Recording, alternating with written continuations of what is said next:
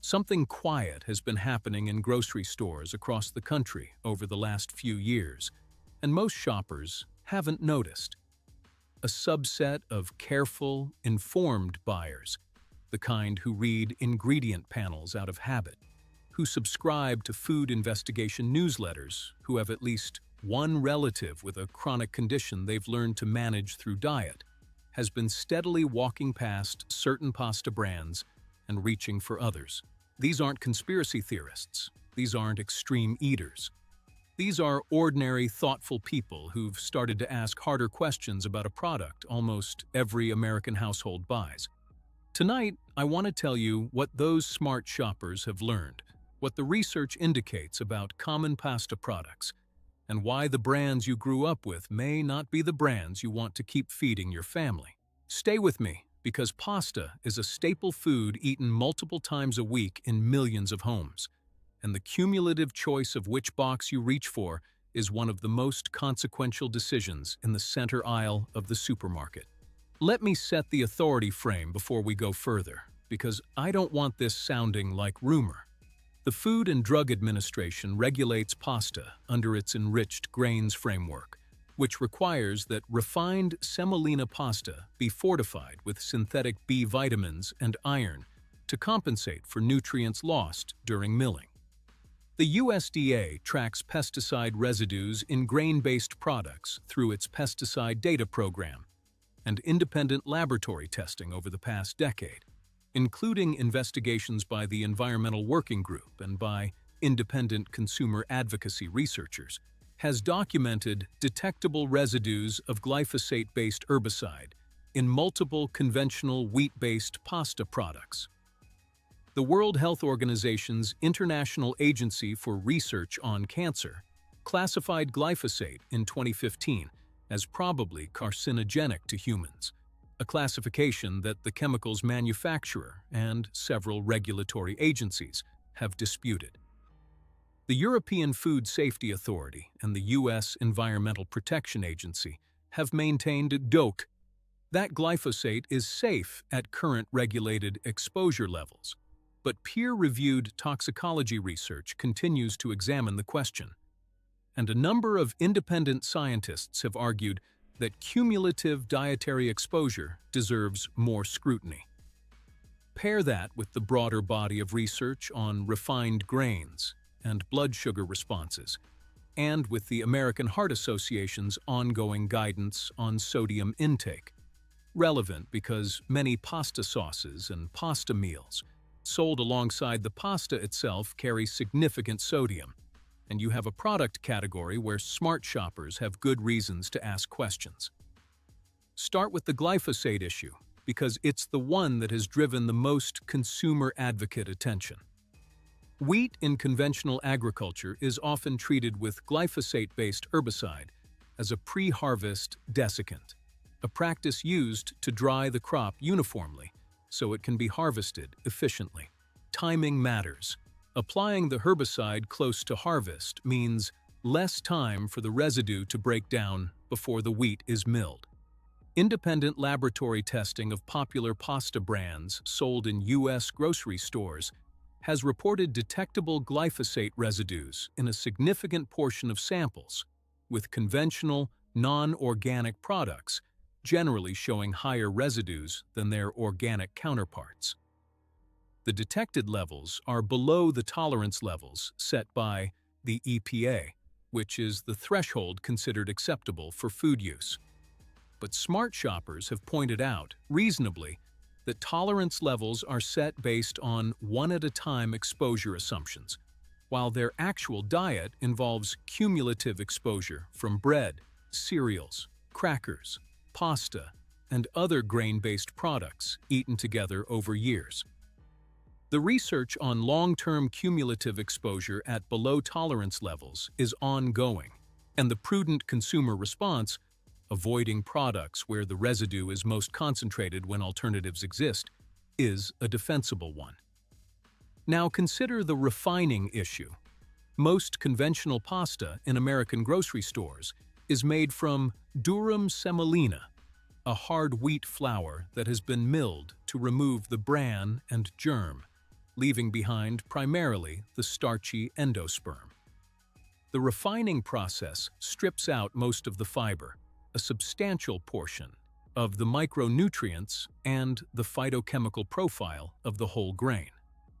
FDA-mandated enrichment adds back synthetic thiamine, riboflavin, niacin, folic acid, and iron, but the replacement is partial and involves synthetic forms of nutrients that research suggests may not be bioequivalent to the natural forms found in whole grains.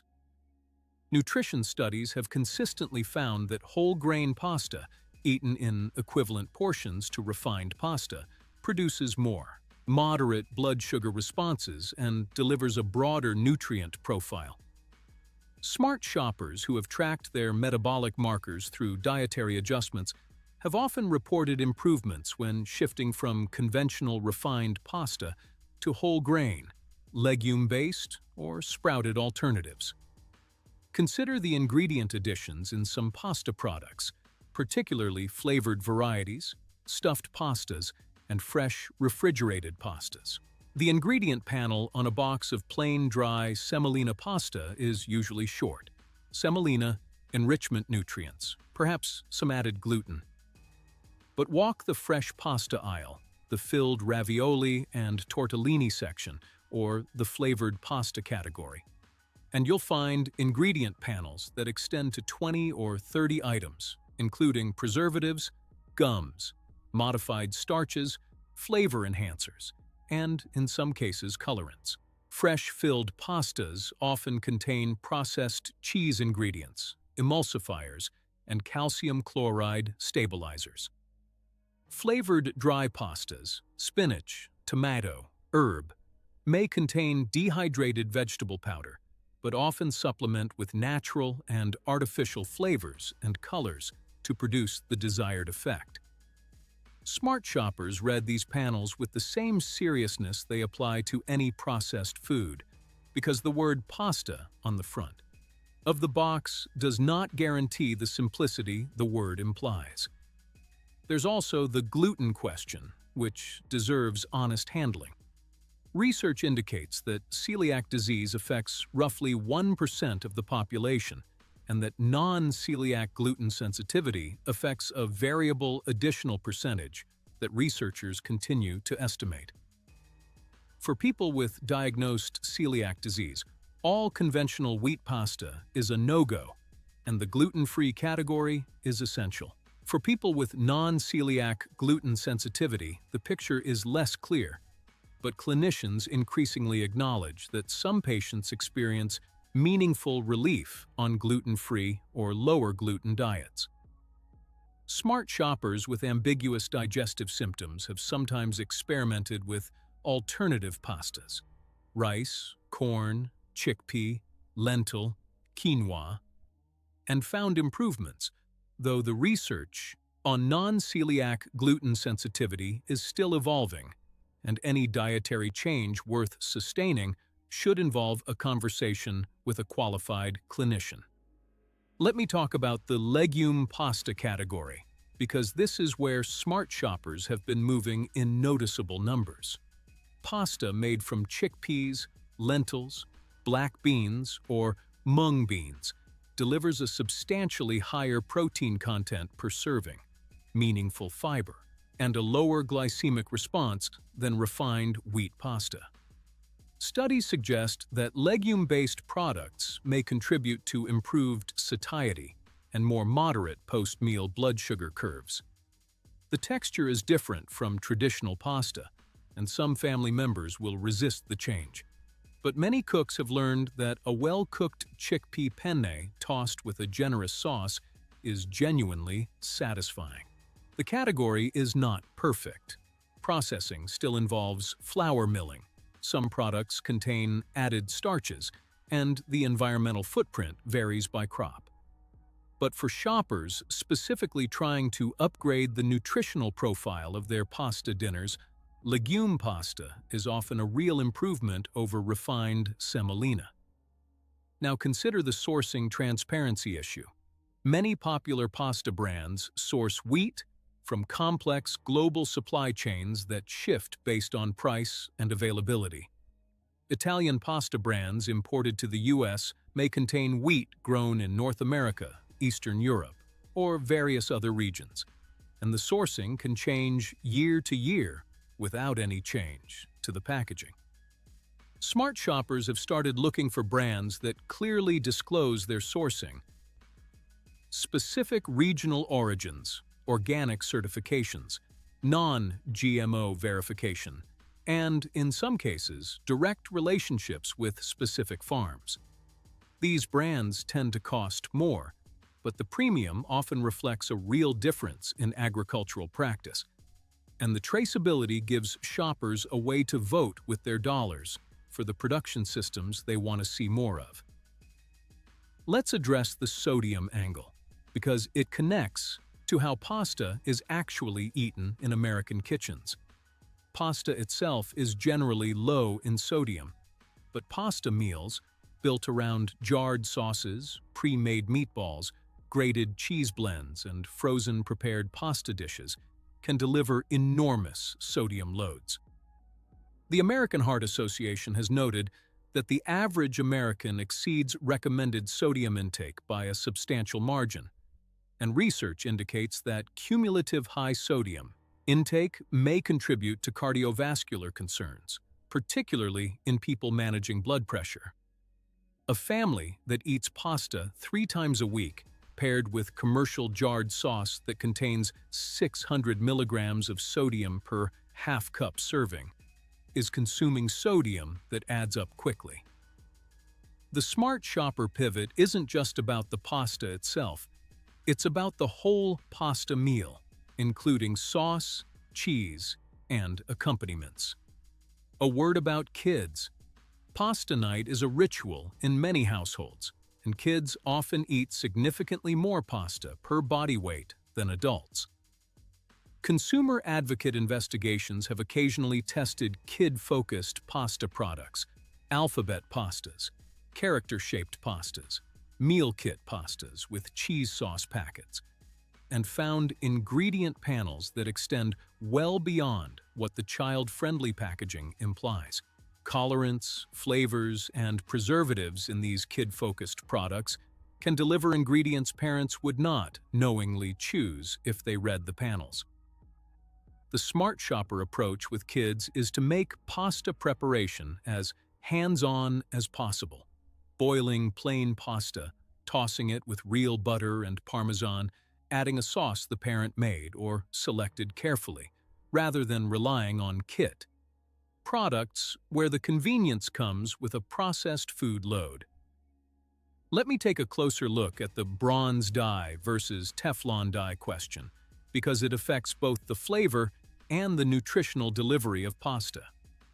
Commercial pasta production uses dies to extrude the pasta shapes. Traditional Italian pasta makers use bronze dies, which create a slightly rough, porous surface on the pasta that holds sauce much more effectively. Modern high-volume production often uses Teflon-coated or stainless steel dies, which produce smoother pasta that requires less maintenance and slides through production faster, but delivers a slicker surface that sauces glide off of rather than clinging to. The nutritional difference is not dramatic, but the practical consequence is that bronze die pasta, often labeled as such by premium producers, carries sauce better, which means less sauce volume is needed to deliver the same eating experience, and the sodium and ingredient loads of the sauce can be correspondingly reduced. Smart shoppers who have noticed the difference between rustic Italian pasta and mass-produced supermarket pasta are often picking up on the dye style without knowing the technical reason. Consider the cooking water and the starch it captures. Proper pasta cooking releases starch from the surface of the pasta into the water, and that starchy water is a prized ingredient for finishing sauces in Italian cooking. The small volumes of starchy cooking water that go into a proper pasta finish deliver a significant texture and binding function. Mass-produced pasta tends to release less starch during cooking because of its smoother surface, which means the cooking water is less useful. This may seem like a technical detail, but it reflects a deeper truth. The pasta that Italian home cooks learn to make sauce with is a different product from the pasta that grocery shelves in American supermarkets often carry. And the cooking techniques that generations of Italian grandmothers perfected depend on qualities the mass-market product may lack. The question of ancient grain and heritage wheat pastas deserves specific attention because these have become meaningful options for shoppers exploring alternatives.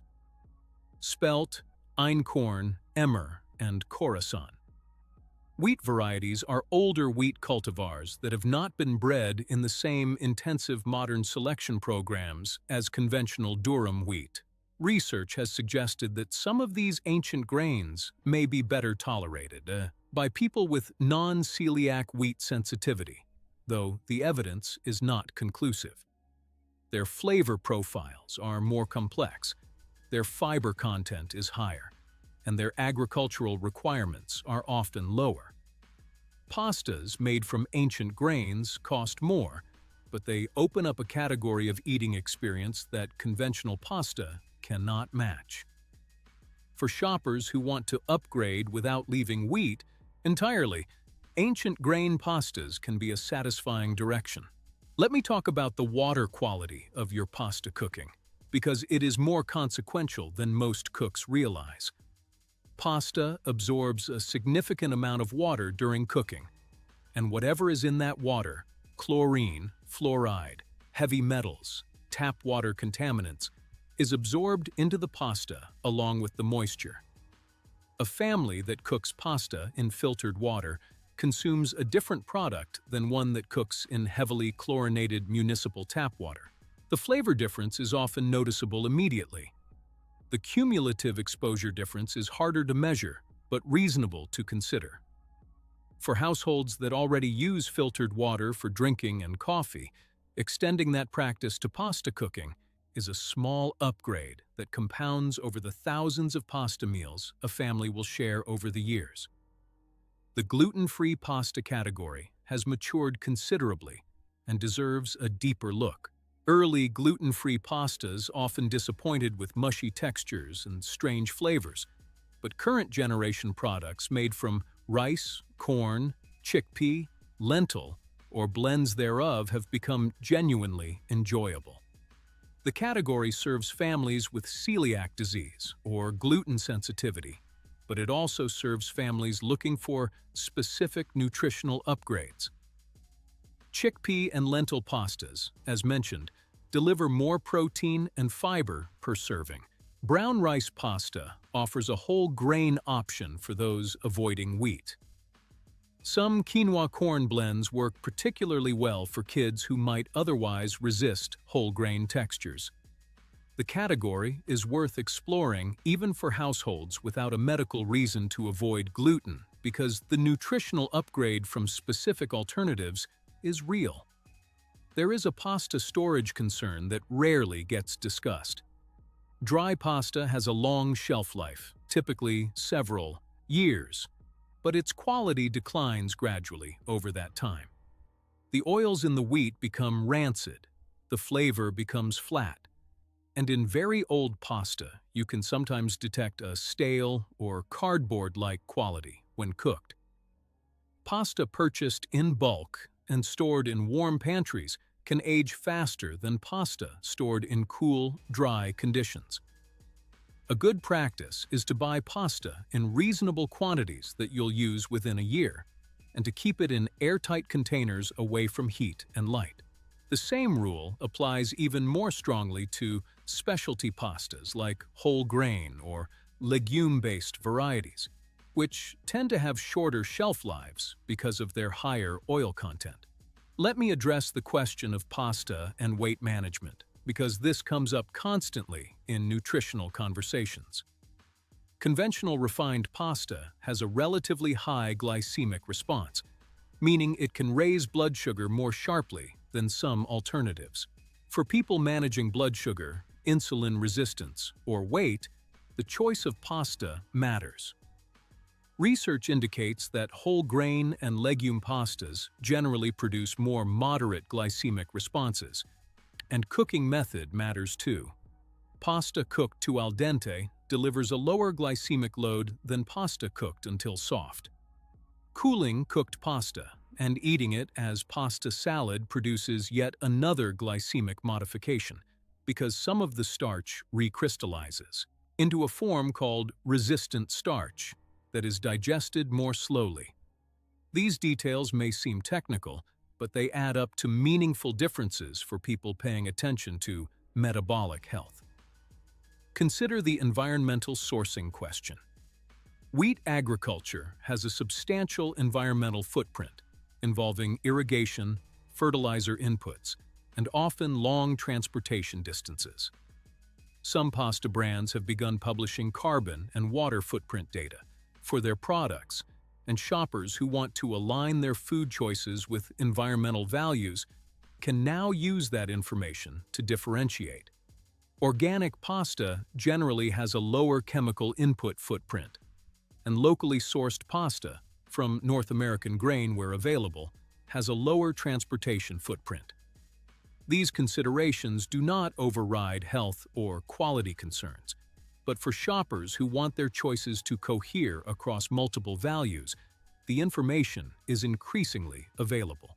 So what do smart shoppers actually do? Here's the playbook distilled from watching the category evolve. First, look for organic certification as a baseline. USDA organic wheat is grown without glyphosate and without the synthetic fertilizers and pesticides that characterize conventional wheat agriculture. Organic pasta costs more, but the agricultural premium is one of the most meaningful differences in the category. Second, favor whole grain pasta at least some of the time. Whole wheat pasta, spelt pasta, and emmer pasta deliver broader nutrient profiles and more moderate glycemic responses than refined semolina. The texture difference is real, but it can be managed with sauce pairing and cooking technique. Third, experiment with legume-based pasta. Chickpea, lentil, and black bean pastas have come a long way in flavor and texture, and the nutritional upgrade is substantial. Start by using them in casseroles and sauced dishes where the flavor of the sauce dominates, and let your family adjust. Fourth, read the ingredient panel even on plain pasta. The cleanest pasta contains 1 or 2 ingredients: durum wheat semolina, perhaps water for fresh varieties, sometimes salt. If the panel extends beyond that, you're looking at a processed product worth examining. Fifth, rethink the sauce. A jarred commercial pasta sauce may contain added sugar, soybean oil, concentrated tomato paste reconstituted with water, natural flavors, and a meaningful sodium load. A homemade sauce made from canned San Marzano tomatoes, olive oil, garlic, basil, and salt takes 15 minutes and delivers a dramatically different nutritional profile. Sixth, portion intentionally. A serving of pasta is often listed as 2 ounces dry, which prepares to about a cup cooked, smaller than the plates most American households pile up. Smart shoppers have learned to treat pasta as one component of a balanced plate, paired with protein and vegetables, rather than the bulk of the meal. Seventh, rotate the category.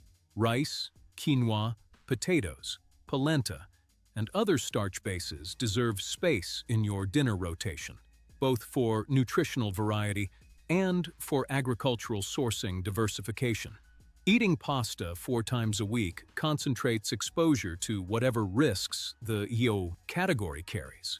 Rotating reduces that concentration while keeping the ritual intact. Here's what I want you to take away.